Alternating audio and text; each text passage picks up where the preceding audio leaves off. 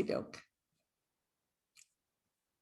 Okay, so I'm going to share my screen and I'm going to start with the PowerPoint to welcome you. Let's go right here. All right, and then we're going to get rid of that annotate button and open this big. So this is my new branding. I'm networking with a lot of dyslexic professionals and they are so brilliant. So I'm putting some of my words backwards. Huh.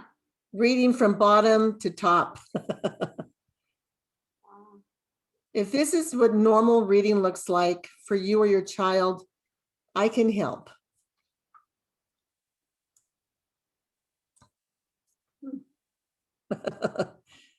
I mean, you look at it and it's okay. You don't realize how backwards it is, right? So I want to welcome you. I'm Dr. Marianne Cintron. I've been an educator for 21 years and a classroom teacher for 10. I'm president of Step by Step Dyslexia Solutions, which is a 501c3 nonprofit charitable organization. I'm an international speaker and teacher trainer. I'm an app developer. I received my doctorate in ed leadership and administration, and I have 2 master's degrees, 2 credentials.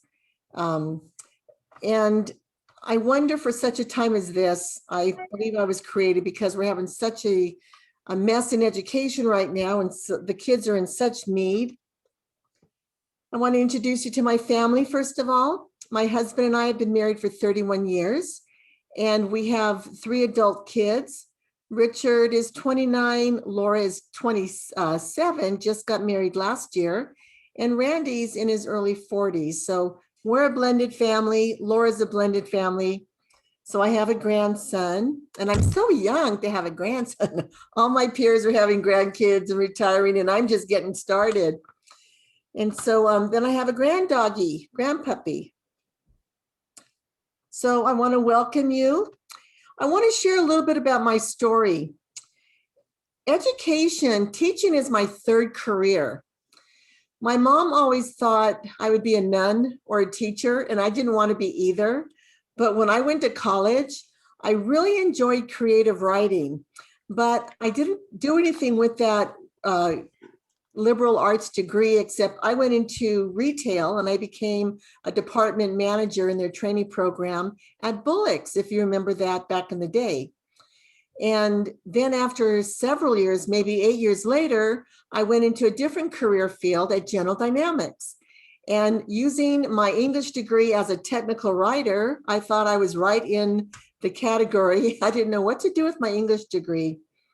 And then it wasn't until I got married and had kids, and I was a room mom when my kids were in kinder and 1st grade, that I learned about teaching and how valuable it was. I saw how strategically their teachers taught phonics, reading and writing and spelling. And I knew if their teachers hadn't been trained properly, they could set the kids on a wrong trajectory. And I started some of my credentialing programs, and man, it was a lot of work and was very strategic. So I didn't become compassionate to helping dyslexic children until I was earning my 2nd master's degree. And one of my professors at Azusa Pacific here in California recommended I join the International Dyslexia Association. And now I'm a board member in that branch here in California. And in my own studies, I learned about music and its value to help kids reading.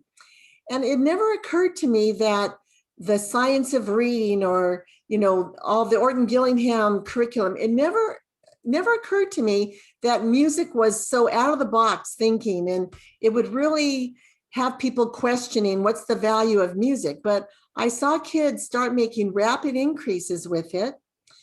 And there we go, is my journey. I've been using music ever since when I work with kids to read. So I'm going to change the cover of my book. And I'm going to say, I used to say this 12 years ago, dyslexia is not a 4-letter word, because everybody's afraid to say it.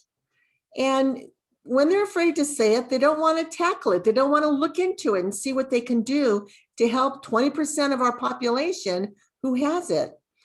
And now I'm in some networks that have brilliant dyslexic people in them.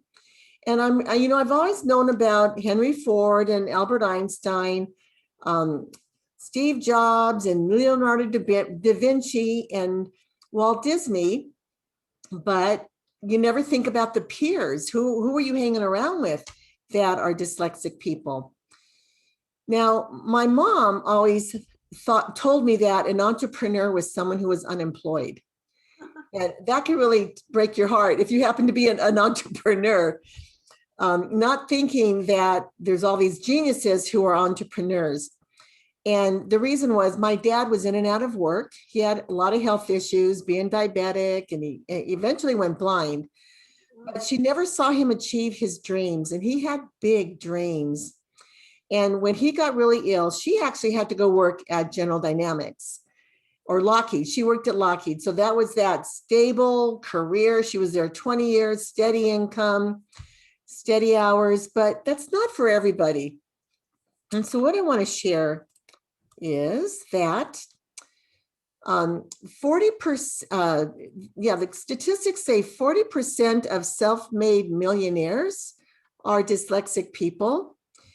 And I want to start off by talking about Gillian Lynn. She was a little wiggly bottom when she was in school in the 1930s. And her mom didn't know what to do with her. And her teacher said she's just so wiggly. Her mom took her to the doctors. And are you familiar with Gillian Lynn by any chance? No. Her mom took her to the doctors, and the doctor put her in a big room and turned on the music.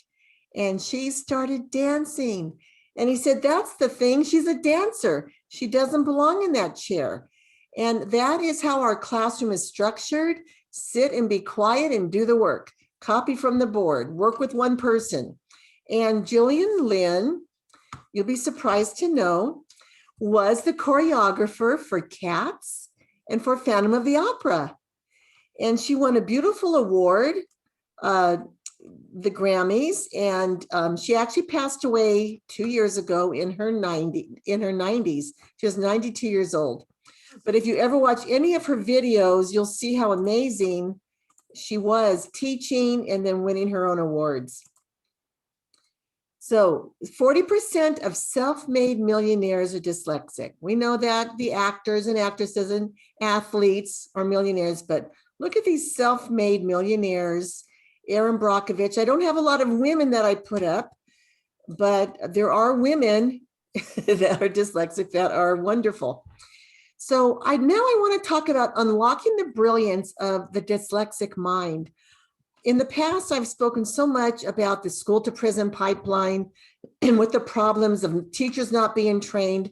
But you know what? I am taking a 180-degree turn on this, and I want to talk about the dyslexic people. 35% of all entrepreneurs are dyslexics. I'm an entrepreneur, I'm not dyslexic, but 35% are.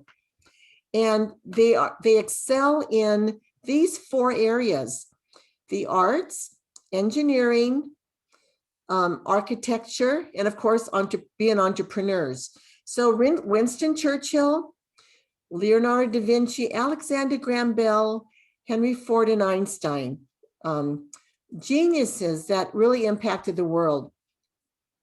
So the problem is, in the Industrial Revolution, the printing press came to us in the Industrial Revolution, and immediately we lost 20% of our population. We don't think of that very much. But people who were inventors and artists and architects, suddenly, when reading was a requirement and they couldn't read, they started feeling, they had a shroud of shame. And so 20% of our people, because they were dyslexic.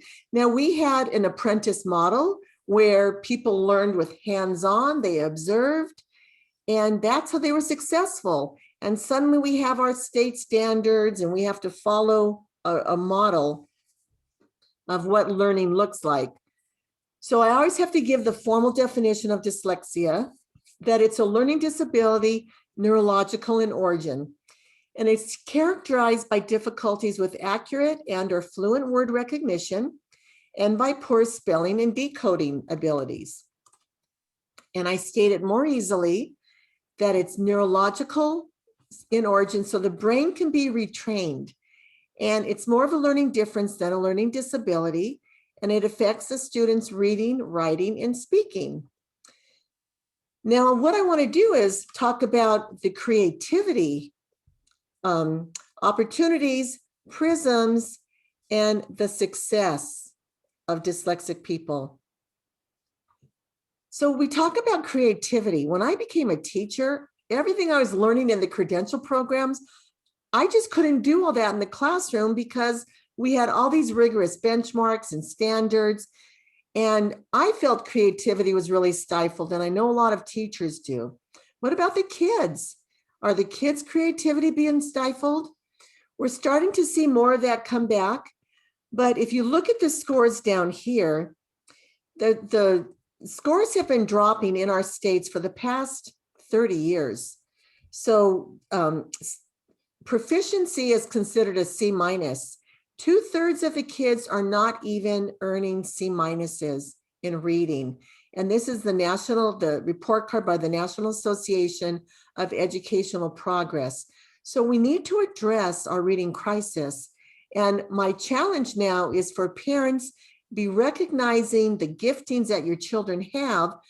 And while they're not all meant to go to college, if they desire to go to college, that is an option for them.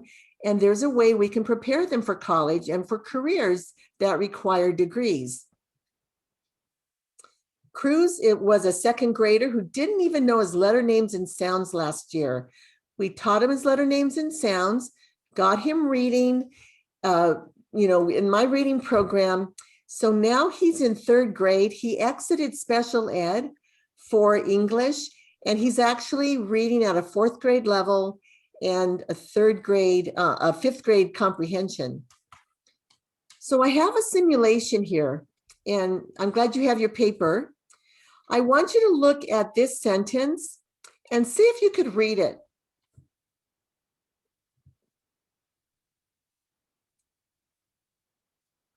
You want to give it a try, or you want to? The stale marshmallow is in the yellow bowl. Excellent. And you got it right. So what did we do? We removed the second vowel, right? And just to bring closure, I'll let you see that second vowel in there. And then let's try another one. Try to read this one. Oops. No, that's okay. You could read that. The snowstorm is hard on the old fellow. Yeah, so a reading brain can actually read that. But this is what some of the words look like to dyslexic people. And again, we remove the second letter. And that's what it should look like. So sometimes we're reading the writing of dyslexic kids. We can figure it out. Even though they've omitted letters, they've omitted syllables, teachers or people who have looked at it can figure it out. How about this one? Small world after all. Hey, and it moved by itself. You're right. So here it is, closure to that one. But a lot of the kids are writing the wrong way. They're omitting letters and syllables. So give me a thumbs up or a thumbs down. 4th graders in Los Angeles are reading better than the national average. Thumbs down. You are correct. So in California, we have some of the lowest reading scores in the nation. And in Los Angeles, we have some of the lowest scores in the state. 66% of students fail to reach grade level reading by 4th grade, and they rarely catch up. And those kids who drop out of high school, 35% of them are dyslexics. Here's another simulation.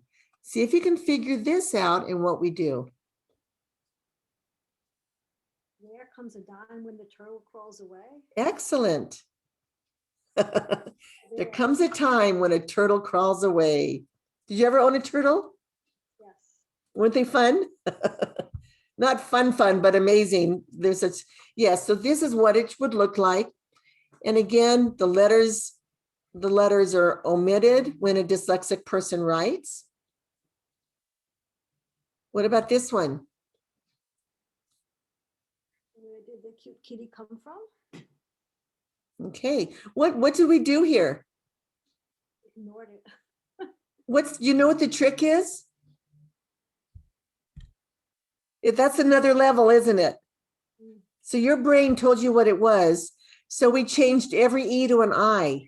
So your brain, I was wrong. I said kitty. It was kite. I made oh, okay. Where did the cute kite come from? So we changed every E to an I. And I tried to use vowel consonant E words. So let me show you some of the writing that I get, because I do an assessment for dyslexic kids. These are 4 different students. See if you could figure out what this sentence should have been.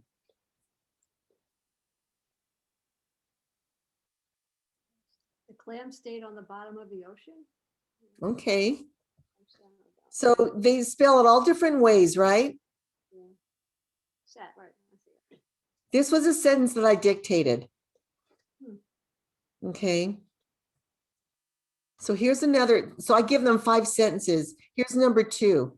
See if you could figure this one out.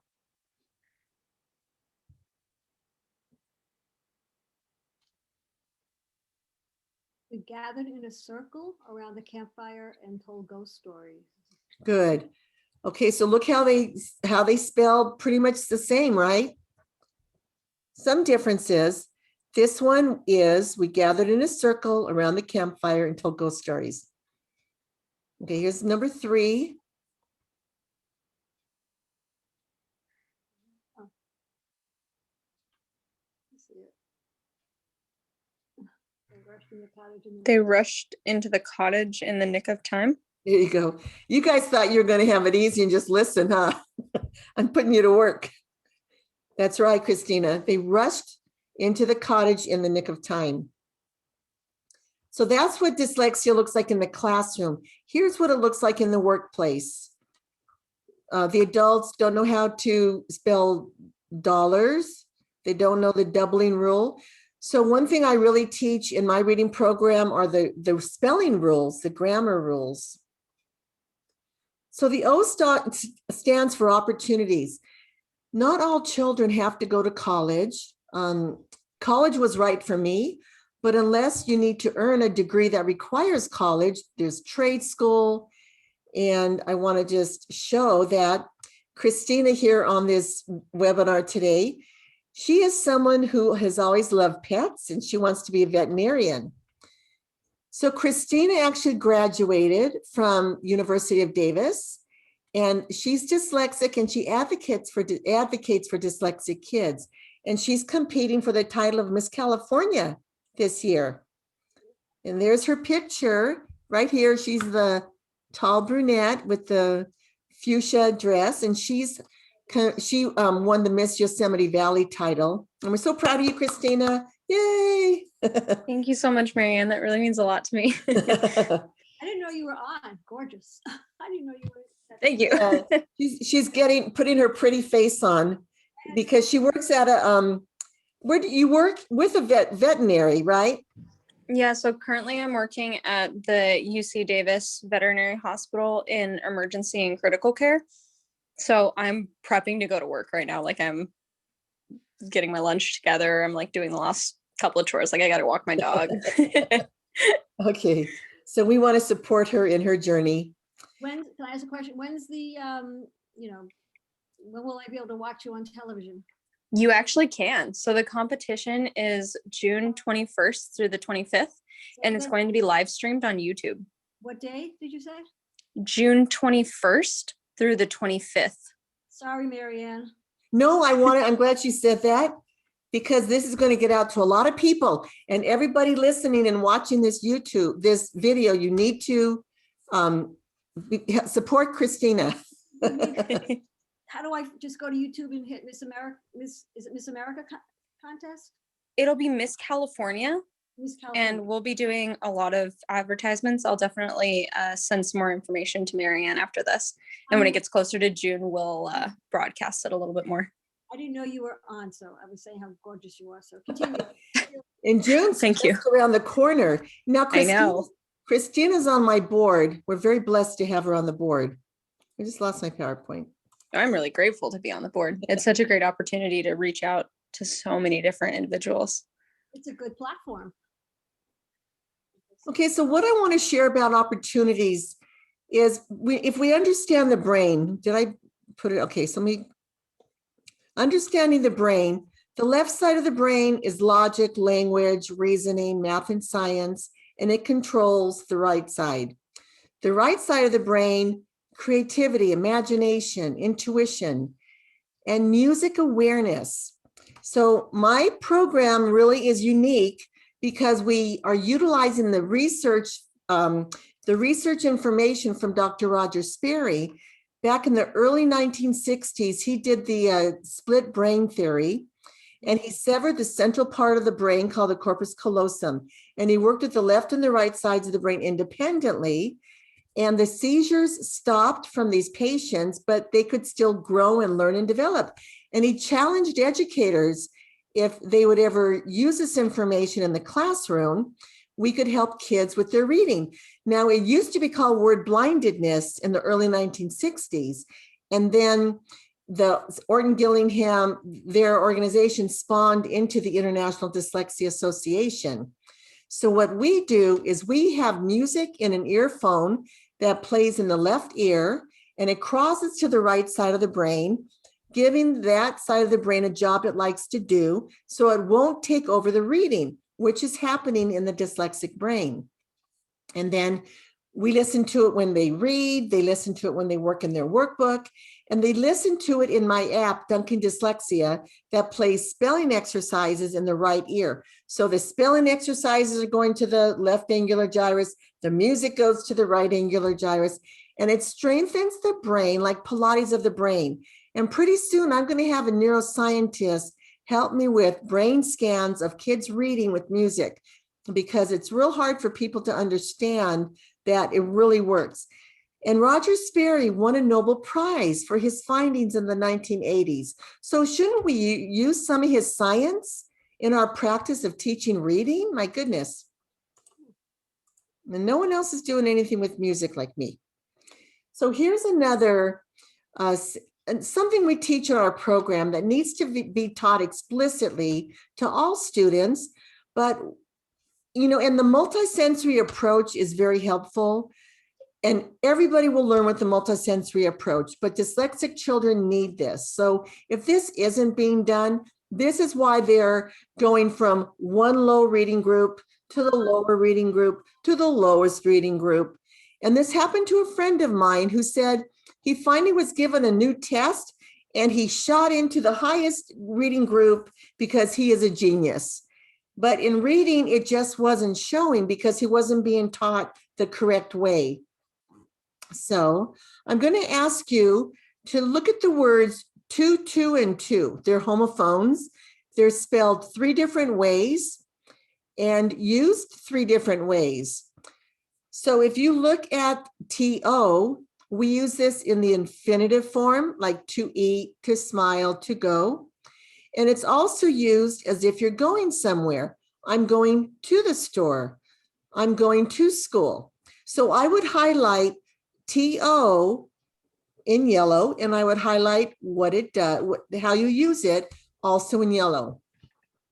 And then I would look at TWO, highlighted a different color. TWO is used for the number two, or to tell time or measurement. So that's math, that's all those different ways we use it in math, right? And then TOO, I would highlight a different color, so I have it in red. And this means too much, too heavy, or also. So these are different ways we can explain to the students how we teach the word to. And here is an example. What I would have them in our workbook, I would explicitly work with the students. So we're going to say to in all these sentences. I want them to tell me which one to pick, and I'll have the definition side by side. So they went to the corner store. And Deb, which one would you put in there? Theo? Yep. So they went to the corner store to get 2 candy bars. what would you put in front of to, and in front of get? T-O and TO.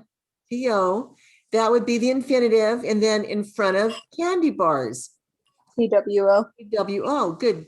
And so you notice when you have a number, you're going to have a noun that's going to follow it. That's a little trick that's going to show you. And if you have a verb like get, you're going to want to use the infinitive TO. So there's little tricks like that to teach the kids how to use the different words too. We like to teach them explicitly the difference between our and our. Let me hold on 1 second here. I'm going to stop my recording.